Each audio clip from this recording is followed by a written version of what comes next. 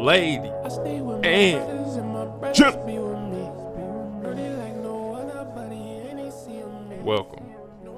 Bro. As you can see, we back with the tornado videos. Mayfield, the deadliest tornado of the decade. Y'all told me to watch this in the comments a million times, and today's the day. No, bro. But like always, we ain't gonna do too much talking. Make sure you like and subscribe. Comment what we should watch next. And let's get to this video, man. Let's do it.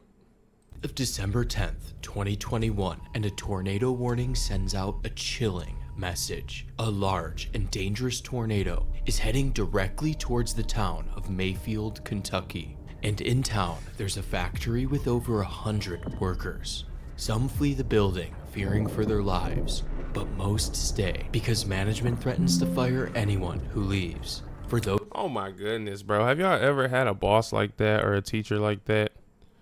Always trying to be by the protocol, even though our lives are clearly at stake here. Bro, talking about some if you leave, you fired. Hey, look out the window, Miss Jefferson. No, I'm just playing. I ain't never had no teacher named Miss Jefferson. Onward. Those that stay, Like and all subscribe. they can do is hope that the tornado misses them. The story of this monster began a few days prior when forecasters at the Storm Prediction Center were seeing a dangerous pattern coming together. A massive, positively tilted jet is going to sweep over a large portion of the US. The jet would also create a powerful low-pressure system that would draw in warm, moist air from the Gulf, overspreading most of the Mississippi River Valley with unstable air in excess of 70 degrees. Conditions like these are much more common in spring, the time of year the US sees the most. I'm not gonna keep pausing it, bro. See, now you made me forget what I was finna say. Oh yeah, when y'all tell me to watch a video or a specific tornado, comment whose video is the best. That would help me so much. Onward. Most tornadoes, not early December, but the atmosphere doesn't care what month it is. If the pieces are in place, a tornado outbreak can happen. To make matters worse, the storms would be at night, so the tornadoes would be essentially invisible. In response, meteorologists upgrade the forecast to a level 4 out of 5 moderate, specifically for the chance of strong tornadoes. Even though this is a nearly perfect forecast, nobody, not even the meteorologists, have any idea what's about to unfold. Right before sunset, the system finally arrives, sparking a cluster of storms in central Arkansas. As the storms race across Arkansas, they merge into a single powerful storm. And at 6 p.m., the National Weather Service issues the first tornado warning of the night. Minutes later, the supercell puts down its first tornado. However, this first tornado is weak and short-lived. As the storm approaches Jonesboro, it puts down even more tornadoes. And at one point, there are 2 tornadoes on the ground at the same time. A local captures this wild moment, fire. But the storm was about to produce something much more sinister. Storm chaser Christopher Robert captures the formation of a much larger tornado as it crosses east of Jonesboro, Arkansas, narrowly missing the small town of Lake City. Immediately after touching down, the tornado It ain't a lot scarier than a tornado at night. Straight up. You can't even see it coming, you just hear it. And it's raining, you probably can't see nothing. Oh my goodness, got my hat trying to jump off. Onward. rose into a beast, swelling to nearly a mile wide. And after being on the ground for 13 miles, the tornado is heading right for the town of Monette, Arkansas. The violent tornado swipes the north side of town, directly impacting the Monette Manor nursing home. The entire roof of the nursing home collapses, injuring many residents and sadly killing 94-year-old Golden Hembry. R.I.P. The tornado continues to track northeast and is now heading towards the town of Leechville. The monster misses the heart of town. However, it directly impacts the Dollar General on the north side of town, where No shot. This is the third tornado that hit a Dollar General that we watched. If you not liked and subscribed already by now, you would already know this. The tornadoes love Dollar General. If you ever have a tornado warning, hear me out. Do not go to Dollar General. It is not safe. Oh, bro. employees are taking shelter. Some survive by hiding in the bathroom, but tragically, the store's manager, June Pennington, is killed while shielding a younger employee. The storm races onwards at 55 miles per hour, crossing into Missouri. This area is the Mississippi River Delta, which mostly consists of open farm fields. However, the few trees that are hit are reduced to splinters. In the same area, the tornado collapses a transmission tower, showing just how strong this monster had become. Before I continue with the tornado, I'd like to briefly tell you about the spot. Not so fast, buddy. Hey, shout out to you though. Onward. As the tornado moves through the boot heel of Missouri, storm chaser Max Olson carefully positions in front of the tornado, recording the horizon to capture the beast as it closes in on his location. W visuals too. Shout And out with Chris. a flash of lightning, the monster reveals itself. A big tornado. It's coming right here.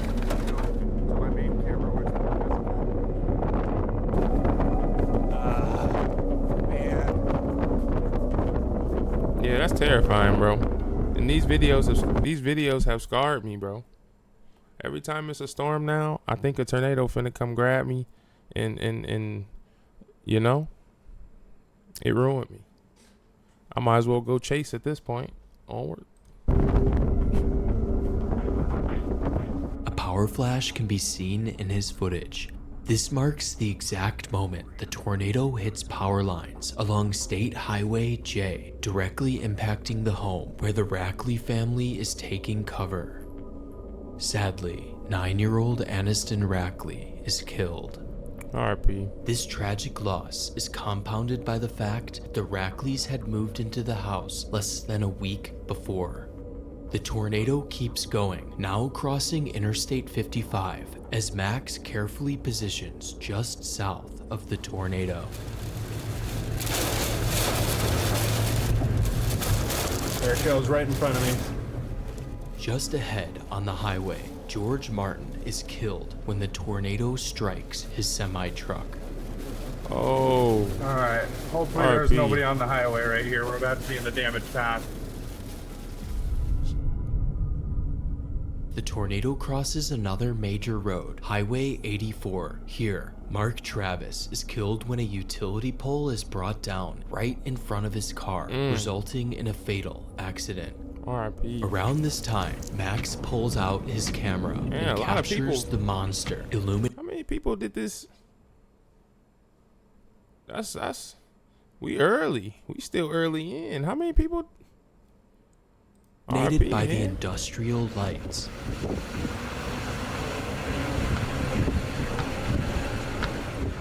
The tornado then approaches the Mississippi River, where a barge is right in the path of the monster. A crew member on board records the beast from the boat. All that smoky stuff whipping off in that This direction. looking different, bro. This looking like top 5. I ain't gonna lie. See, it's right there on the other side of the river.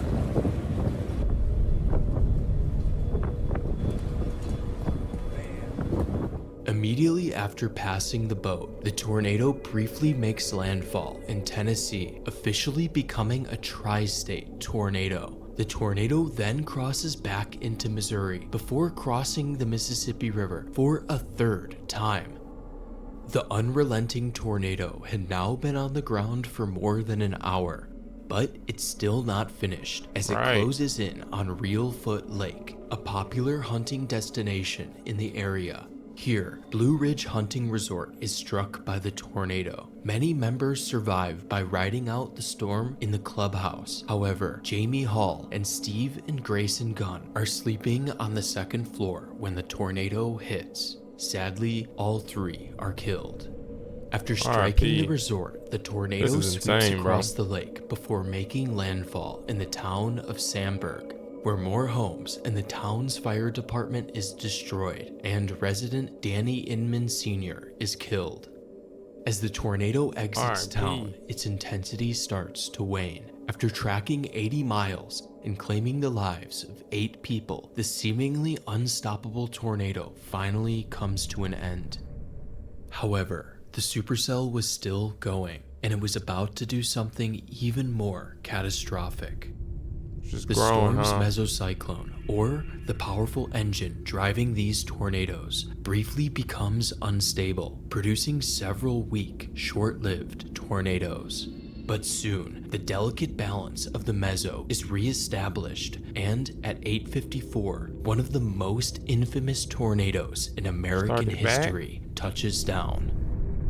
Passing just north of Woodland Mills, Tennessee, the tornado moves at a blistering 55 miles per hour, crossing into Kentucky. Almost immediately after touching down, the tornado exhibits extreme feats of power, leaving a scar on the ground wherever the central core touches.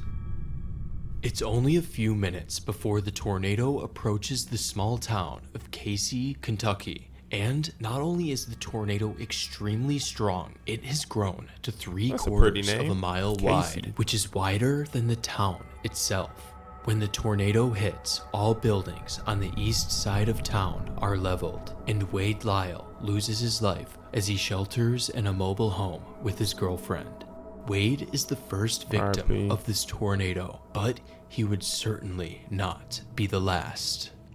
The beast continues its path of destruction as it passes west of the community of Crutchfield, Kentucky, collapsing a cell phone tower. This feat of strength is soon outdone as the tornado barrels towards US 51. Here, the core of the tornado suddenly undergoes further strengthening, digging deep trenches in the ground. The tornado maintains its tight but powerful core as it speeds through the Kentucky countryside, impacting a few farmsteads. One of the unlucky farms is lived in by the Gingerich family, a local Amish family. With no electronics, they have no way to receive a tornado warning. Sadly, both parents, Emma and Jacob, are killed alongside 2 of their 5 children, Daniel and Marilyn. The tornado would not remain in rural areas for much longer, since it's quickly approaching the town of Mayfield, Kentucky, and it's showing no signs of weakening. The National Weather Service issues a chilling warning. Make sure you like and subscribe. This gotta be what top 10 is. It's already in my top 10. I'm gonna be honest. Mayfield is officially in my top 10. And it's looking like it's got top 5 potential. It's already, we'll get to that in a minute. Onward. Stating a confirmed large and dangerous tornado is moving northeast at 55 miles per hour, and it will be near Mayfield around 9:30. Workers at the local candle factory hear the sirens and receive this terrifying warning. Some flee the factory, however, most workers stay since they are told they would be fired if they left. At the same time, storm chaser Dylan Phillips records from a highway southeast of Mayfield. Oh my goodness, it's pitch black. This is the only image of the tornado before it hits Mayfield.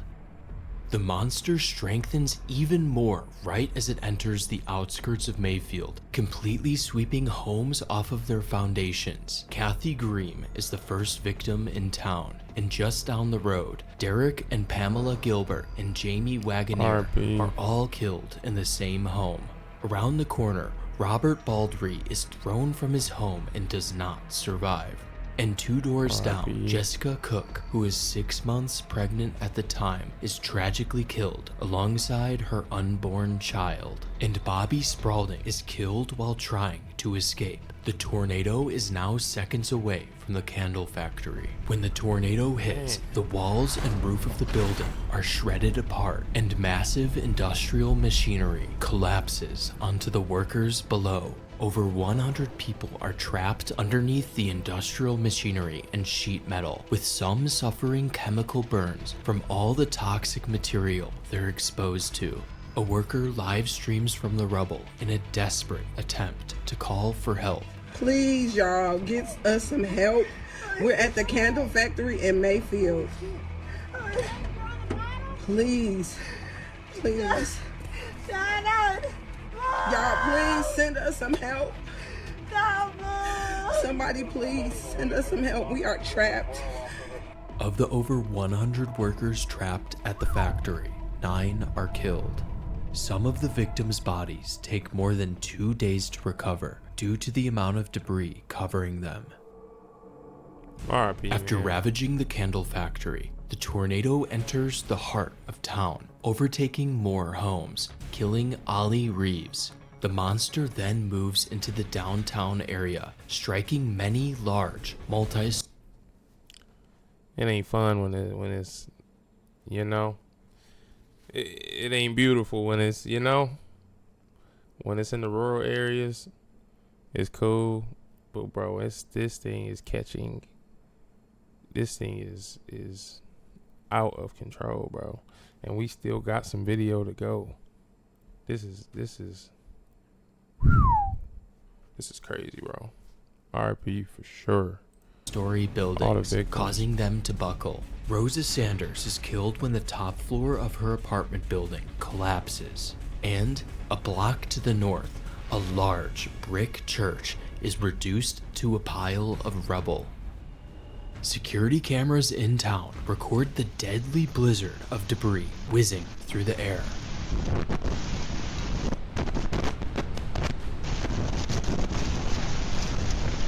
Like, look at that. What you doing in that? Nothing. Just to the northeast of downtown are even more homes. In one of these homes, buzzing can be heard as the extreme low pressure of the tornado causes air to escape through the cracks in the house.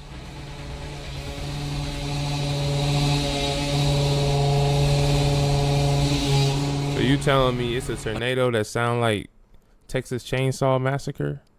If it's already not scary enough, the power then went out. I can't hear the person next to me, and it sounds like somebody got a chainsaw. So I can't, bro. Another house is directly in the tornado's path and collapses on a family. Sadly, 3-year-old Jalil is fatally injured. 25 miles to the north in Paducah, Kentucky, radar is scanning the tornado, capturing one of the most incredible radar images in history. This ball on radar is the tornado, or the radar beam reflecting off of all the debris flying through the air. And sticking out of the debris ball is what's called a radar spike. The artifact is being caused by pieces of buildings flying through the air. The same radar scan can be used to develop a 3D model of the tornado and parent supercell. And incredibly, debris is lofted up to 30,000 feet, which is the same altitude commercial jets cruise. After leaving Mayfield, the tornado continues to grow in size, reaching its peak width of 1.13 miles, where it engulfs several small neighborhoods, demolishing many homes. The tornado narrowly misses the center of Benton, but it's not long until the next major community is in its path. As the tornado begins to slightly contract in size, it concentrates its power at the central core, increasing the force of winds right as it enters the community of Cambridge Shores. Even these large structures are no match for the power of the tornado. Dozens of homes are completely splintered to the ground, with the debris being hurled into the lake, along with several vehicles parked nearby. And tragically, the tornado claims another victim when Cornelia Gaither loses her life here. RP. The tornado crosses Kentucky Lake into the land between the lakes. Although this area is sparsely populated, thousands of trees along an 8-mile section of forest are violently shredded apart, leaving a scar that is still visible to this day. As the tornado begins to leave the land between the lakes, a man records the monster crossing over Lake Barkley. Its presence can be easily felt through the roar. Oh, it's a bad boy. Indeed. That's it right there. After crossing Lake Barkley, the monster strikes several more small communities, reducing homes to their foundations, claiming another life, Evelyn Rattay.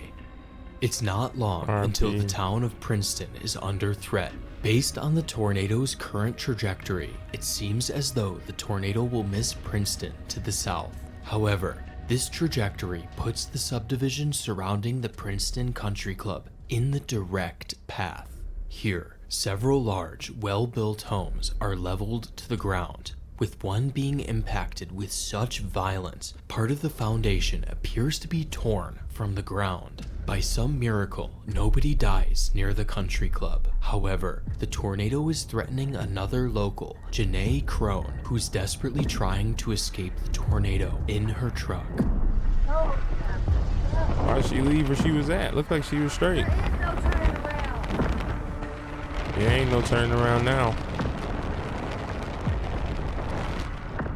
The tornado races across the field towards her, leaving behind a trail of cycloidal marks on the ground, showcasing the more intense subvortices that are orbiting around the tornado. One of these subvortices on the southern edge of the tornado strikes her truck, lifting it into the air before slamming it back into the ground. By a miracle, Janae survives without any injuries. After passing to the south of Princeton, the tornado races alongside Highway 62. Tragically, 4 more are killed along this road.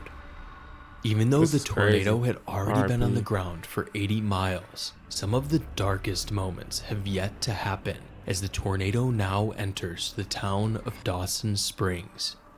When Dawson Springs local John Martin receives the warning that a tornado is approaching, he runs to shelter in the bathroom with his family. A camera inside captures John and his family close the door behind them as the tornado's roar grows louder when suddenly the tornado arrives.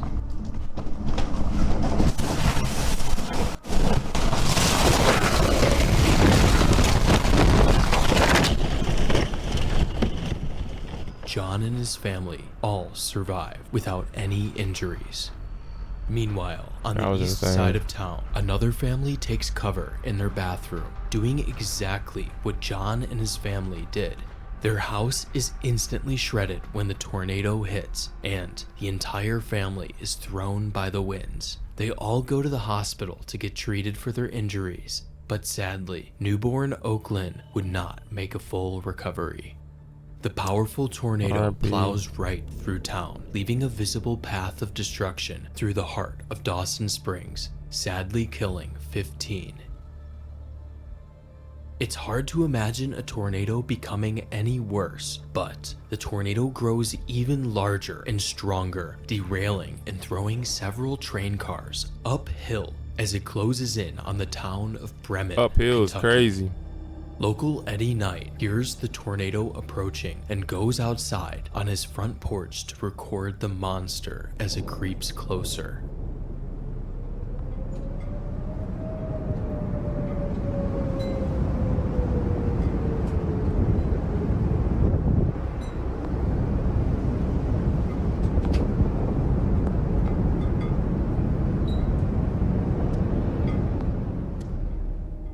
These are by far the clearest and most iconic images of this tornado.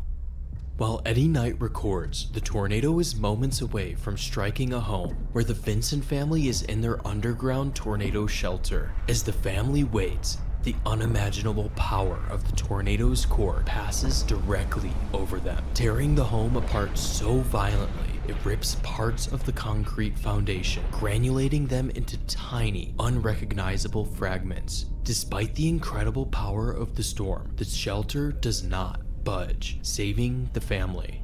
When the Vincents climb outside, there is nothing left of their home or surroundings, only a few trees nearby.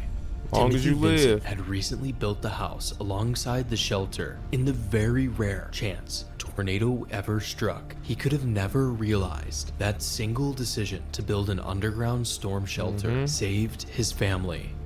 Damage west of Bremen is among the most extreme tornado damage in recent years. Nearby fields are scoured, and many other homes in the area are shredded to pieces. However, unlike the Vincent family, most homes don't have underground tornado shelters. 8 people in Bremen, including an infant, are killed. RIP. By this point, the tornado had been on the ground for 130 miles in almost 2.5 hours, but it was still going, continuing to the northeast, killing 3 more. After being on the ground for 165 RP. miles, over 3 hours, and killing 57, the seemingly unstoppable tornado finally comes to an end. In the following days, That was meteorologists and engineers survey a large portion of the tornado's path to thoroughly document this historic tornado. The countless buildings destroyed along the 165-mile path make this one of the most labor-intensive tornado surveys in recent years. However, the most extreme damage occurred at the Vincent home in Bremen. The home was torn from the foundation and shredded into tiny pieces. Timothy would share his photos on Facebook and talk with Justin Gibbs, a meteorologist for the National Weather Service office in Paducah. Justin acknowledged the severity of damage, stating it was at least EF3 and that specialists would need to take a closer look, clearly indicating that this may have been worthy of the extremely rare EF5 rating. However, it was ultimately determined that the damage at Tim Vincent's home was 190 miles per hour due to the standing trees in the vicinity of the home, classifying the tornado as an EF4, just 10 miles per hour short of the extremely rare EF5 rating. This rating was controversial at the time and still is to this day, and Tim was not exactly happy with the NWS's assessment. Tornado damage really does not get any worse than what happened in Bremen, so to many, myself included, this tornado should absolutely be at the top of any tornado rating scale. Yeah. And to think extraordinarily rare EF5 caliber damage is still not enough for FEMA assistance. Thankfully, the Vincents seem to have recovered and have since rebuilt their home. It's important to remember that the EF5 controversy will never matter more than the 57 innocent lives that were lost that night, especially the 9 deaths that occurred at the candle factory, which were completely preventable. In the years following, multiple lawsuits were filed against Mayfield Consumer Products, but the results of these lawsuits were never made public. As for the rest of Mayfield, Casey, Cambridge Shores, Princeton, Dawson Springs, Bremen, and all 165 miles in between, recovery has taken place. However, the empty lots and debarked trees will always be a dark reminder of what happened on the night of December 10th, 2021. Great vid, man. Banger. My hat's ready to get out of here. Like and subscribe if you watched this far, man. We out.